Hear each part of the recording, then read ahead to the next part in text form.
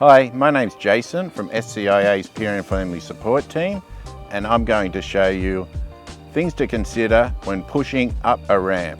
Pushing up a ramp is about strength and momentum. Your hands should be on the wheels behind your hips and lean forward.